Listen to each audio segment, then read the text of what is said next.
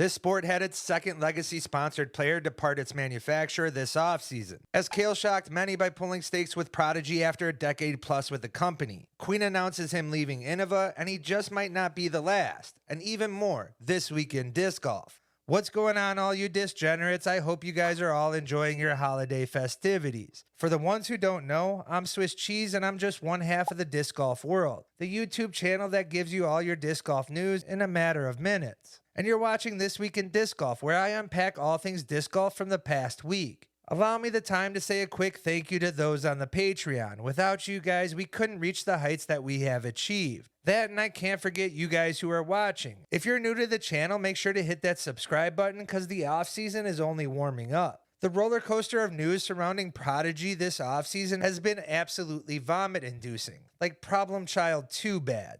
Whether it's the anticipated departure of both Isaac and Ezra Robinson that has been expected for months now, and though the rest of the media has to air quote their way with lines like rumors, you're just not going to get that here. Because everyone not only knows both are gone, but also their expected landing spots, even without the formality of an announcement. And despite those two departure declaration looming, Prodigy was kind of riding a high with their latest CEO announcement, choosing to go with in-house great Will Schusterick just a little over 2 weeks ago. And I mean, the news did move the needle, which for Prodigy at this point has to be considered a win, and a high for that matter. Then a more tan Cale Leiviska, fresh from his return from Puerto Rico, announces he's out just days before Christmas, stupefying the community and thrusting Prodigy right back under the microscope as this news brings all sorts of questions. Cale has been with the company from its inception, as he was one of the original 15 pros to join Prodigy back in 2013, an unknown company without a manufactured disc lineup out in the market that shook up the sport by signing that many of the game's best pros in one offseason, and creating what is still argued to be the greatest lineup ever formed. Yes, the squad and its promotion made disc golf look like a lifetime version of Real World Road Rules Challenge, but included younger versions of the game's greats. Just look for yourself. Prodigy was able to attract that talent by revolutionizing the sport also, as they were the first sponsorship to pay pros monthly and even offering a percentage of the company on top of that. Before this week, only 3 of that original 15 pros remained with the brand. And though Cale wouldn't classify himself as a touring pro since his business venture Airborne, he was the only pro to be throwing Prodigy across the country's borders and beyond for the company's entire lifespan. And that was the case until about 4 days ago. And though this may not have hit as hard as the Climo news, his leaving brought just as much speculation. His departure, so shortly after Schusterick just was awarded that CEO, has some presuming Leiviska might have left because he was passed on the position.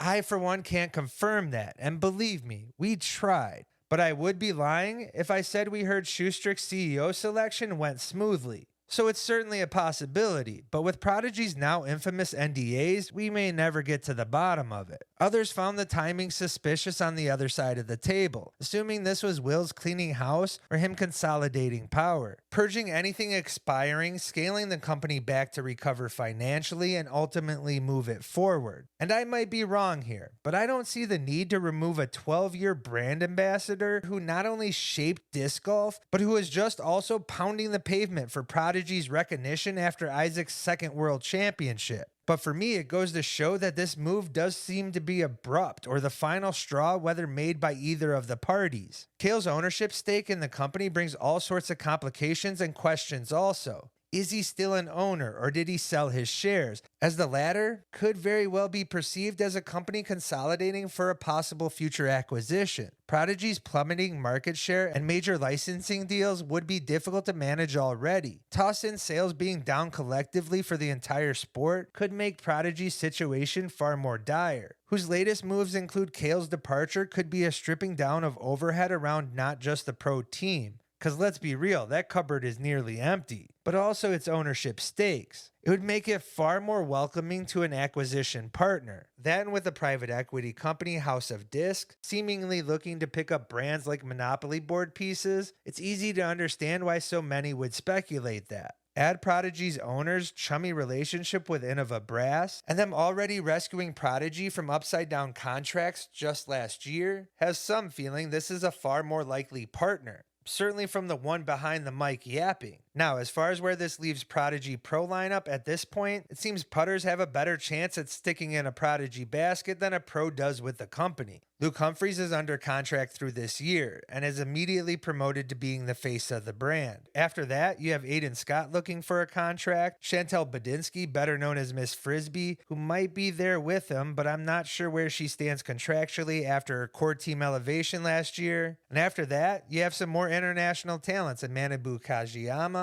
and Rachel Turton, as those are the only remaining pros of note. Really, that's it. And sure, there's an opportunity for Prodigy to scoop up some selected talent in a very volatile market for the pros, but there has been zero whispers of the brand targets. That, and you have to wonder if Prodigy's operating without a CEO for months may have shaped their offseason moves. As for Cale's prospects, I'm not sure we're running into another rumored $200,000 deal here. Others even wondering if he signs at all. But not if you're Terry Miller, though, as he alluded to not only knowing about this Cale move happening, something that Casey White and many other pros didn't see coming, but whose phrasing implies he might already have a new sponsor lined up. And then Tear Bear seems to double down on the winks with the disc golf is so unpredictable line. That wasn't the only player move to come this week, as Nathan Queen posted that he will no longer be representing Innova for this upcoming season. Ending what was a 6-year sponsorship with the company, Queen is one of the first in what is expected to be a flurry of similar player posts to come on the new year. All with that ambiguous ending of having to wait for a future post to see who will be their new sponsor in their 2025 tour plans. Because at this point, the market has left many on the outside looking in. And the sad truth is the bulk of these responses are likely to be shortened tours and open bag posts because roster size and brand dollars have shrunk. And with it being this late in the offseason, the likelihood of landing a sponsorship now is very low. I mean, we're mere days away from the entire team roster announcements from the two largest brands in Innova and Discraft, whether it feels like we're here or not. And unlike other professional sports, disc golf doesn't need a few free agent pieces to drop for other brands' roster spots to be filled. And even if true, the smaller fringe manufacturers are in no position to take advantage of the anticipated player availability either, putting players and the sport at a crossroads. And the reality of that hitting them this week certainly seems to have hit Eric Oakley, who had an emotional, tear-filled post just yesterday. The pro has had a difficult financial year with ThoughtSpace's business troubles we highlighted in Monday's video, PDGA's disciplinary action that affects his 2025 availability, and what was the heartfelt support from the community by helping the pro by purchasing discs directly. And through the tears, Oakley was able to give a candid statement of the game. I guess this is kind of a message to be on the lookout to support a lot of players who are trying to make touring a reality. I do think that the market has shifted and not a ton of players are going to be able to do this for the long haul. So every little bit of support you have to support any touring player, whatever you can do. If you see somebody who wants this to make it their dream, do what you can to support them. This video is a sign of more to come. We may want to buckle up. Like Eric says, the community as a whole will need to uplift this entire sport. And can we just stop callously narrowing a pro's worth through just plastic sales alone? Yes, it's a business, but Oakley and Queen are examples of just what the sport could lose if this mantra continues with the current pros. Because these two were allowed an opportunity to notch a spot in today's game, it allowed the sport to witness one of the biggest upsets in dgpt history with Queen's 2021 championship run. A voice that's absolutely made for commentary and allowed Oakley to be one of the sport's most recognized personalities.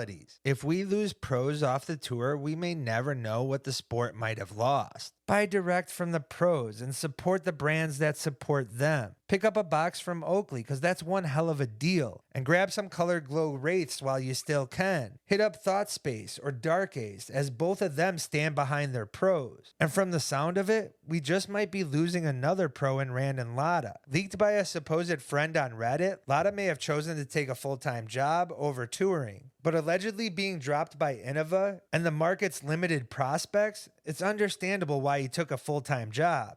Now, let's get to some holiday quick hitters.